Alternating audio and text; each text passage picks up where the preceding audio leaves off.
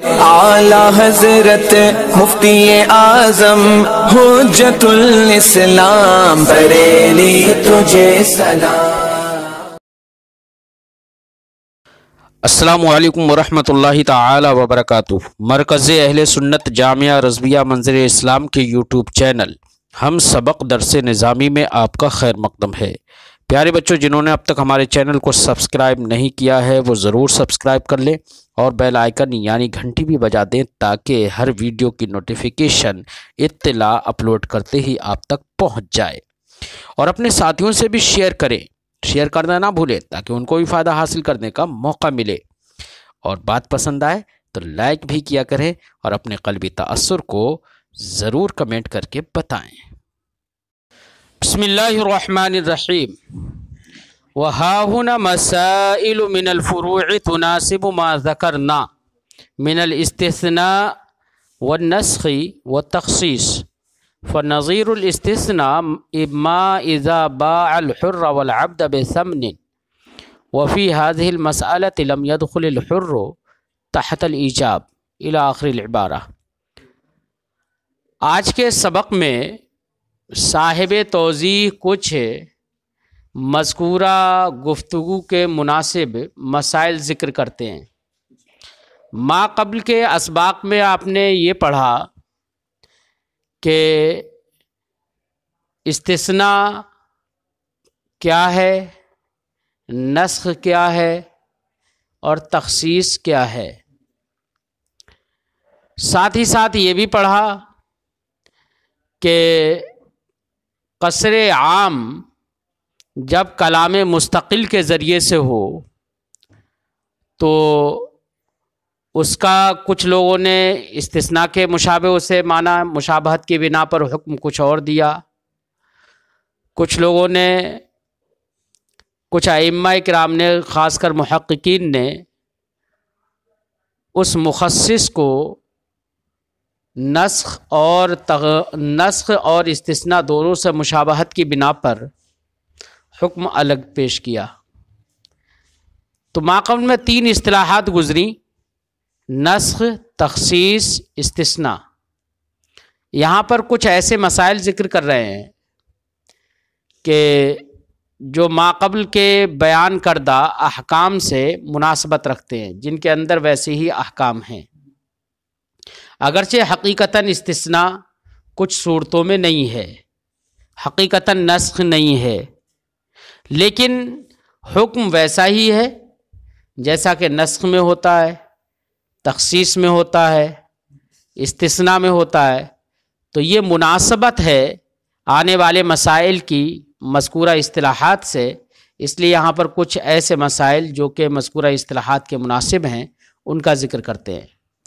فرماتے ہیں وَهَا هُنَا مَسَائِلُ، یہاں کچھ مسائل ہیں، من الفروع، فروعی مسائل ہیں یہاں، تناسب ما ذکرنا، جو مناسبت رکھتے ہیں ہمارے ذکر کردہ باتوں سے۔ کیا کیا ذکر کی ہیں باتیں؟ ما ذکرنا کا بیان، من الاستثناء والنسخ والتخصیص، یعنی استثناء، نسخ اور تخصیص، ان سے مناسبت رکھتے ہیں کچھ مسائل۔ فنظیر الاستثناء، فرماتے ہیں کہ استثناء کی نظیر، استثناء سے مناسبت دکھائیں گے مسائل میں، مسائل فروعیہ میں۔ استثناء کی نظیر مثال کے طور پر یہ ہوگی: ما اذا باع الحر والعبد بثمن، کہ کسی شخص نے ایک سمن کے بدلے، سمن الگ الگ نہیں کی، ایک ہی سمن کے بدلے آزاد اور غلام دونوں کو بیچ دیا، آزاد اور غلام دونوں کو بیچا ایک سمن کے بدلے۔ مثلا 1000 روپے کے بدلے میں نے 2 کو بیچا، اور ان 2 میں ایک غلام ہے اور ایک آزاد ہے۔ آپ جانتے ہیں کہ آزاد جو ہے وہ تو محل بیع ہی نہیں ہے، محل بیع ہی نہیں ہے، وہ مبیع ہی نہیں بن سکتا۔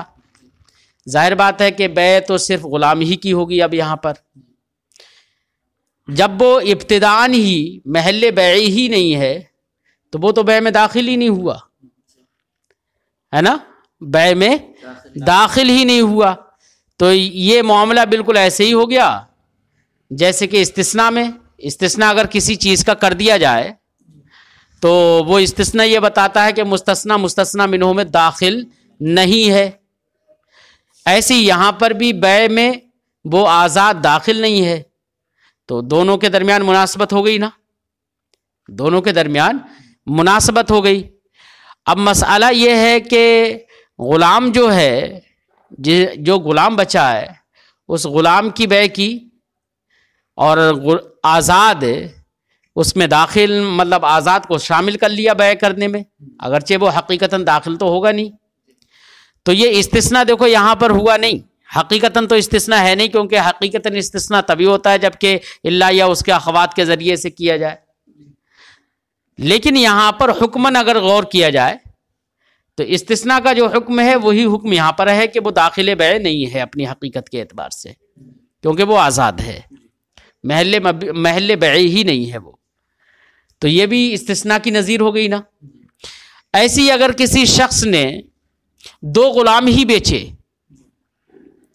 کیا 2 غلام بیچے اور 1000 کے بدلے میں 2 غلام بیچے، مثال کے طور پر 1000 یا کوئی بھی ایک ثمن رکھ دی، اور ساتھ ہی ساتھ ابتدائے بیع میں انعقاد عقد کے وقت ہی اس نے یہ کہہ دیا کہ 2 غلام بیچ رہا ہوں، لیکن یہ غلام اتنے روپے میں ہے، یہ غلام اتنے روپے میں ہے. تو یہاں پر 2 غلام ہی بیچ رہا ہے اور ایک غلام اتنے کا، ایک غلام اتنے کا. تو انعقاد عقد کے وقت ہی جو ثمن دونوں غلاموں کے بدلے میں رکھا گیا تھا اس ثمن کے حصے ہو گئے. کیا ہو گئے؟ اس ثمن کے حصے ہو گئے. تو یہاں پر بیع بالحصہ ہوگی. یہ بیع بالحصہ اسی بیع کو کہتے ہیں کہ جہاں پر ایک ثمن کے بدلے میں 2 چیزیں یا چند چیزیں رکھی جائیں اور انعقاد عقد سے پہلے ہی ان کا، انعقاد عقد کے وقت ہی ان کا ثمن الگ الگ کر دیا جائے، حصے کر دیے جائیں ثمن کے. تو یہ بیع بالحصہ کہلاتی ہے. اور بیع بالحصہ مفضی الی النزاع ہو جائے گی. مفضی الی النزاع ہونے کی وجہ سے یہاں پر بیع درست نہیں ہوگی. یہ مسئلہ بیان کر رہے ہیں، جیسے فرماتے ہیں وفی هذه المسالات لم يدخل الحر تحت الایجاب. مسئلہ مذکورہ میں کہ جہاں پر غلام اور آزاد دونوں کی بیع کی تھی ایک ثمن کے بدلے، اس مسئلے میں آزاد تحت ایجاب داخل نہیں ہوا کیونکہ وہ محل بیع ہی نہیں ہے. او باع، یا دوسرا مسئلہ بیان کر رہے ہیں، یا کسی شخص نے 2 غلاموں کو بیچا، یعنی یہ کہا بعتوہما الا ھذا بحصته من الالف، یہ کہہ دیا اس نے 2 کو بیچا، 2 غلاموں کو، لیکن ساتھ ہی ساتھ استثناء بھی حقیقتاً کر دیا، لیکن یہ والا غلام جو ہے اتنے روپے کا ہوگا، اتنے 1000 جو بھی قیمت رکھی دونوں کی، تو اس 1000 میں سے اتنا اس کی قیمت ہوگی. یہ تعین 1 کی کر دی، تعین 1 کی. یبطل البیع، تو ان دونوں صورتوں کے اندر بیع باطل ہو جائے گی. کیوں باطل ہو رہی ہے؟ اس کی وجہ بتا رہے ہیں. لأن احدہما لم يدخل فی البیع، مسئلہ اولا میں ایک تو بیع کے تحت داخل ہی نہیں ہوا، اور مسئلہ ثانیہ میں بھی فصار البیع بالحصہ ابتداء، مسئلہ اولا میں جو آزاد اور غلام ہے اس میں تو آزاد تو بیع کے تحت داخل ہی نہیں ہے. تو اب ظاہر بات ہے جب اور ایک ان دونوں کے مقابلے میں ایک ثمن رکھا گیا ہے، اب ابتداءً ہی یہ کہو کہ جو غلام ہے جو بیع کے تحت داخل ہے تو اسی کا ہی تو بیع، اسی کا تو ثمن دیا جائے گا. ایسا تو ہے نہیں کہ پورا 1000 اس کا اب دیا جائے. تو ابتداءً ہی بیع بالحصہ ہو گئی ہے، اس میں بھی ابتداءً بیع بالحصہ ہو گئی. اور ایک وجہ وہ بھی ہے کہ حر کے اندر بیع اس لیے منعقد نہیں کیونکہ وہ محل بیع نہیں ہے.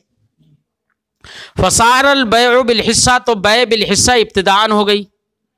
دوسری وجہ بتا رہے ہیں، اور دوسری والی صورت میں بھی، دوسرے مسئلے میں بھی بیع بالحصہ ہوگی، کیونکہ ابتداءً انعقاد عقد کے وقت ہی اس نے ایک کی تعین کر دی کہ اس کی قیمت اتنی ہوگی.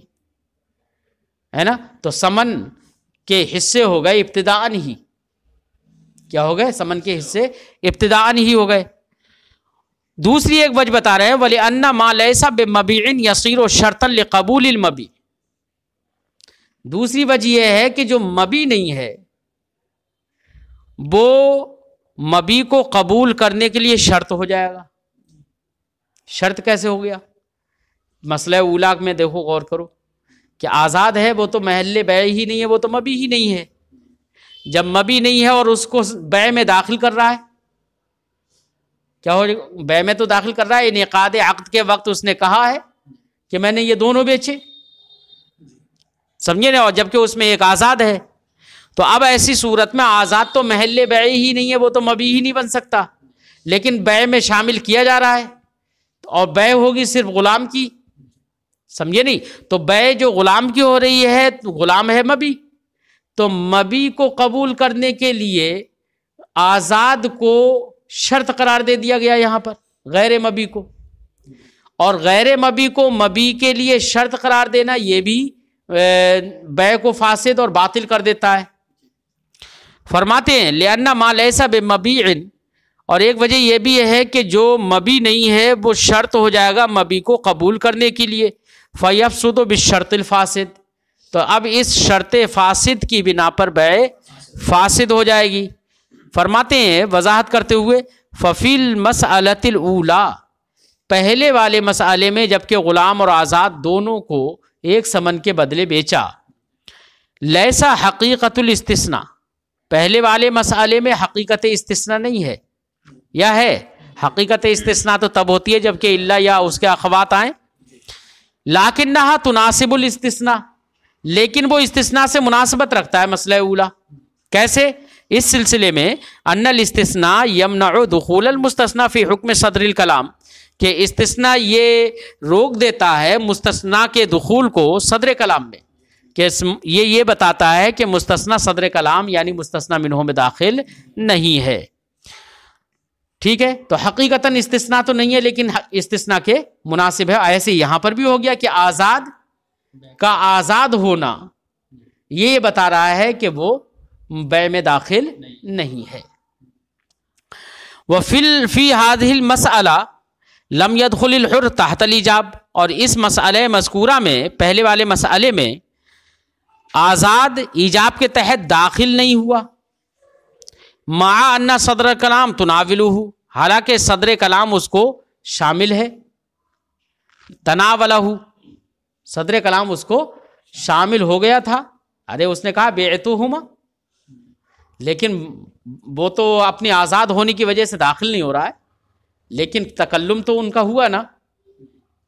تو صدر کلام اس کو شامل ہو گیا تھا حالانکہ وہ اپنی آزاد ہونے کی وجہ سے بیع میں داخل نہیں ہو رہا ہے.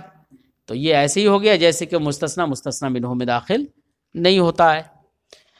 فصار کأنہ مستثنیٰ، تو یہ ایسے ہی ہو گیا جیسے کہ گویا کہ یہ مستثنیٰ ہے. مستثنیٰ حقیقتاً نہیں ہے لیکن حکم ثابت نہ ہونے کی وجہ سے، داخل نہ ہونے کی وجہ سے بیع میں یہ مستثنیٰ کی طرح ہو گیا. وفی المسألۃ الثانیہ، اور دوسرے والے مسئلے میں جبکہ دو غلام بیچے اور ان میں سے ایک غلام کی تعین کر دے رہا ہے کہ یہ اتنے کا ہے، سمجھے نہیں.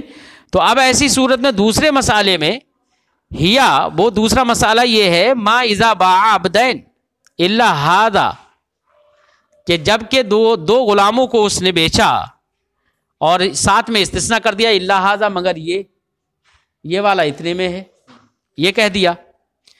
تو ایسی صورت میں حقیقت الاستثناء موجودہ، حقیقتاً استثناء موجود ہے اور استثناء کی حقیقت موجود ہے. فَإِذَا لَمْ يَدْخُلْ أَحَدُهُمَا فِي الْبَيْعِ، تو اب بیع تو دونوں کی ہوئی ہے نا، اور ایک بیع میں داخل نہیں ہو رہا ہے. ایک بیع میں آزاد تو داخل ہو ہی نہیں رہا ہے، وہ تو متعین ہے. تو جب دونوں میں سے ایک بیع میں داخل نہیں ہوا لا يصح البيع في الآخر، تو دوسرے کے اندر بھی بیع صحیح نہیں ہوگی، دوسرے کے اندر بھی بیع صحیح نہیں ہوگی. لیکن کیوں صحیح نہیں ہوگی دوسرے میں؟ ارے بھائی دوسرے مسئلے میں تو خیر دونوں غلام ہیں، لیکن بیع ایک کے اندر جب ایک کا استثناء کر دیا تو دوسرے کے اندر بیع کیوں درست نہیں ہوگی؟ ابتدان تو بیع اس لیے صحیح نہیں کہ ابتدان یہاں پر بیع بالحصہ ہو گئی، اور چونکہ جو ابتدان بیع بالحصہ ہوتی ہے وہ مفضی الی النزاع ہو جاتی ہے. کیا ہو جاتی ہے؟ مفضی الی النزاع ہو جاتی ہے، اس لیے بیع فاسد ہو جائے گی. فرماتے ہیں کہ جب دو میں سے ایک بیع میں داخل نہیں ہوا، لا یصح البیع، تو بیع صحیح نہیں ہوگی، فی الآخر دوسرے میں بے وجہین، دو طرح سے. احدہما، ان میں سے ایک وجہ یہ ہے، انہ یصیر البیع فی الآخر بحصتہ من الثمن، کہ دوسرے کے اندر بیع جو ہوگی وہ سمن کے حصے کے ذریعے سے ہوگی، اس سمن کے حصے سے ہوگی جو سمن دونوں کے مقابلے میں رکھا گیا تھا. سمن دونوں کے مقابلے میں رکھا گیا تھا. یہی تو کہا تھا کہ بعتہما بألف الا ھذا، تو اب سمن تو دونوں کے مقابلے میں رکھا گیا تھا. اب وہ تو مشتری کے اوپر ہے کہ اس سمن کے بدلے دونوں کو خریدتا وہ. اب آپ نے اس میں ایک کی قید لگا دی لیکن یہ 600 کا ہے. اب مشتری کہے گا یہ 600 کا کیسا ہے، جبکہ دونوں کے درمیان تساوی نہیں ہے، نہ صورتاً نہ معنن، یا صورتاً تساوی ہو معنن نہ ہو، تو مشتری تو تیار نہیں ہوگا. پھر وہ تو کہے گا کہ اگر مجھے ایک میں نقصان ہوتا تو دوسرے میں فائدہ ہوتا، اور تم جب یہاں پر اس کی یہ قید لگا دے رہے ہو. تو ایسی صورت میں بیع بالحصہ ابتدان ہو گئی، انعقاد عقد کے وقت ہی اس سمن جو کہ سمن دونوں کے مقابلے میں رکھا گیا تھا اس کے حصے بن گئے. اور ابتداءً جہاں پر بیع بالحصہ ہوتی ہے وہ فاسد ہوتی ہے بیع. والبیع بالحصہ ابتداءً باطل للجہالہ، بیع بالحصہ ابتداءً جو ہوتی ہے، ابتداءً کی قید لگانا ہے، کیونکہ بعد میں بقاءً جو ہوتی ہے، مثلا 2 کو بیچ دیا کسی نے 1000 کے بدلے، اب بیع منعقد ہو گئی، اس نے کہا میں نے قبول کر لیا، ٹھیک ہے نا، بیع منعقد ہو گئی.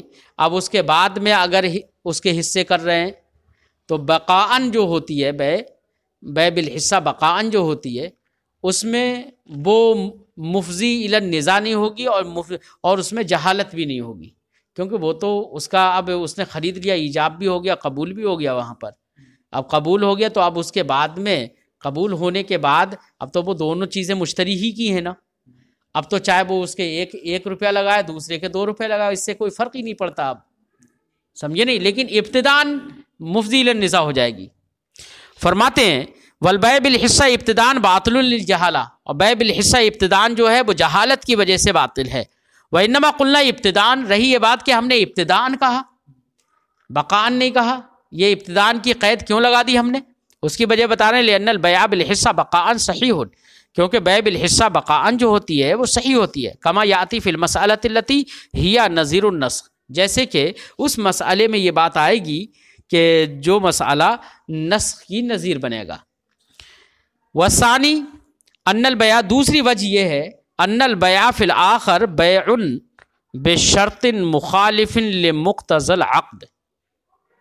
دوسرے کے اندر غلام تو دونوں ہیں، لیکن دوسرے کے اندر جو بیع ہوگی وہ ایسی بیع ہوگی جو ایسے شرط سے مشروط ہے جو کہ مقتضی عقد کے مخالف ہے. شرط کیا ہے؟ مقتضی عقد کے مخالف ہے، کیونکہ مقتضی عقد یہ تھا کہ جب ایک سمن کے بدلے 2 کو بیچ رہا ہے تو اب وہ سمن دونوں کا مقابل ہوگی. جب دونوں کی مقابل ہوگی تو اب چاہے اس میں حصے نہ کیے جائیں، کیونکہ ایک سمن رکھا ہے، یا تو تفصیل اگر الگ الگ ہی کرنا ہوتا تو ابتداءً ہی کہہ دیتا کہ میں یہ غلام اس کی بیع الگ کرتا، یہ غلام اتنے کا بیچ رہا ہوں، یہ غلام اتنے کا بیچ رہا ہوں، یا تو ابتداءً ہی الگ الگ کر دیتا سمن دونوں کے الگ الگ. لیکن ایک سمن کے بدلے دونوں کو بیچا، اور پھر ایجاب کے وہ قبول سے پہلے اس نے حصے بھی کر دیے، تو یہ مقتضی عقد کے خلاف ہے. عقد یہ چاہتا ہے کہ جب سمن دونوں کے مقابلے میں رکھا ہے تو حصے نہ کیے جائیں اس کے. بات سمجھائی؟ اور اب مقتضی عقد کے خلاف کوئی بھی شرط لگائی جائے وہ شرط فاسد ہوگی. کیا ہوگی؟ لہذا شرط فاسد ہو گئی. یہاں پر جب حصہ کر دیا تو شرط فاسد کی بنا پر یہ بیع فاسد ہو جائے گی. فرماتے ہیں وثانی، دوسری وجہ ہے ان البیع فی الآخر، دوسرے والے غلام کے اندر بیع ایسی بیع ہے جو مشروط ہے ایسی شرط سے مخالفن لمقتضی العقد، جو کہ شرط مقتضی عقد کے خلاف ہے۔ وہ شرط ہے کیا؟ وہ شرط یہ ہے ان قبول ما لیس بمبیع وهو الحر، کہ اس کو قبول کرنا جو مبی نہیں ہے، مسئلہ اولا میں حر ہے وہ، اب العبد المستثنی، یا مسئلہ ثانیہ میں کیا ہے؟ عبد مستثنی ہے، یصیر شرطا لقبول المبی، یہ مبی کو قبول کرنے کے لیے شرط ہو جائیں گے۔ یہاں پر ایسی شرط لگا دی جو کہ مقتضی عقد کے خلاف ہے، اس لیے یہاں پر بیع فاسد ہو رہی ہے۔ بہرحال بتانا ان مسئلوں سے یہ ہے کہ دیکھو، ایک دو کی بیع کی تھی، پہلے والے مسئلے کے اندر حر محل بیع ہی نہیں تھا، وہ تو داخل ہی نہیں ہو رہا ہے بیع میں۔ دوسرے والے مسئلے میں دونوں غلام ہیں، لیکن ایک غلام کا استثناء کر دے رہا ہے حقیقتاً، وہ اس کے حصے سمن سے، اس سمن سے حصے کر کے کہ جو سمن دونوں کے مقابلے میں رکھی گئی تھی، ہے نا۔ تقاضۂ عقد یہ تھا کہ جب دونوں کے مقابلے میں رکھی گئی تو اس کا حصہ اور اس کے ٹکڑے نہ کیے جائیں، لیکن ٹکڑے کر دیے گئے، تو گویا کہ اب یہ شرط فاسد لگا رہا ہے، اور شرط فاسد کی بنا پر بیع عبد آخر میں بیع ہوگی نہیں، اس شرط فاسد کی بنا پر عبد آخر میں بیع ہوگی نہیں۔ جب اس میں بیع نہیں ہوگی تو وہ مبی نہیں ہوا، اور تو ایک کے اندر بیع ہوگی تو ایک کے اندر بیع کا ہونا یا بیع کا قبول کرنا یہ شرط ہو جائے گا، غیر مبی کو قبول کرنا یہ شرط ہو جائے گا ایک کے اندر بیع کے لیے، بس میں پہلے کے اندر بیع کے لیے شرط ہو جائے گا، یعنی غیر مبی کو قبول کرنے کے لیے شرط ہو جائے گا، اس لیے یہ بیع فاسد ہوگی۔ تو ان مسئلوں میں پہلے مسئلے میں حقیقتاً استثناء نہیں ہے، دوسرے مسئلے میں حقیقتاً استثناء ہے، تو استثناء کی نظیریں ہو گئیں یہ مسئلے۔ تو فرمایا تھا کہ صاحب کتاب نے کہ کچھ ایسے فروعی مسائل ہم ذکر کریں گے جو کہ ان اصطلاحات استثناء اور نسخ اور تخصیص کے مناسبت رکھتے ہیں۔ تو یہاں پر یہ استثناء کے مناسب دو مسئلے ذکر کیے صاحب کتاب نے۔